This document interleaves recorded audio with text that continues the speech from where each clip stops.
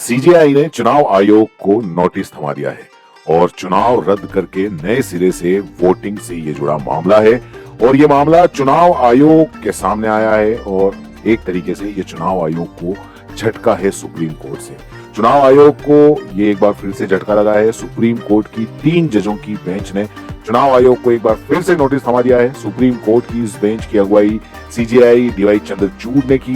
Justice जेबी पारदीवाला और justice Manoj Mishra ने इस बेंच में शामिल रहे। सबसे बड़ा सवाल यह है कि आखिर सीजेआई चंद्रचूड़ की बेंच ने चुनाव आयोग को दूसरे फेज के बीच में ये नोटिस क्यों थमाया।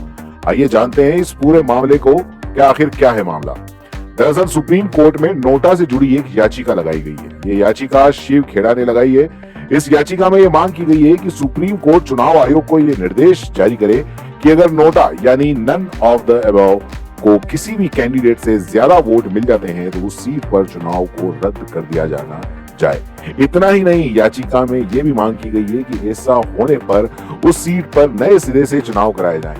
नोटा से जुड़ी इस याचिका में तो एक ऐसी भी मांग की गई है जो कि अगर लागू हो जाए तो सभी नेताओं के शायद होश फाख्ता हो जाए, क्योंकि मांग ये भी की गई है कि नोटा से कम वोट पाने वाले प्रत्याशी को 5 साल तक किसी भी स्तर पे चुनाव लड़ने से बैन कर दिया जाए। वहीं नोटा को एक काल्पनिक उम्मीदवार के तौर पर देखा जाए। शिव खेड़ा की इस याचिका पर सीजेआई की बेंच न केवल अब सुनवाई के लिए तैयार हो गई है बल्कि चुनाव आयोग को नोटिस भी थमा दिया है। अब एक नजर डाल लेते हैं नोटा पर। दरअसल NOTA none of the voting का ही एक ऑप्शन है जिसके जरिए वोटर्स अपने उम्मीदवारों के प्रति वोट करने के दौरान असहमति जताते हैं। 2013 में चुनाव आयोग ने नोटा को जोड़ा था। इसके लिए सुप्रीम कोर्ट ने ही निर्देश जारी किए थे, लेकिन इंडिया में नोटा राइट टू रिजेक्ट की जद में नहीं आता है। चुनाव में नोटा को लेकर फिलहाल ये रूल है कि अगर नोटा को ज्यादा वोट मिलते हैं तो सामने वाले उम्मीदवार को विजेता घोषित कर दिया जाता है। वहीं बात करें इस याचिका की तो दरअसल ये याचिका सूरत में बीजेपी कैंडिडेट के निर्विरोध जीत जो हुई थी उसी को आधार बनाकर ये डाली गई है।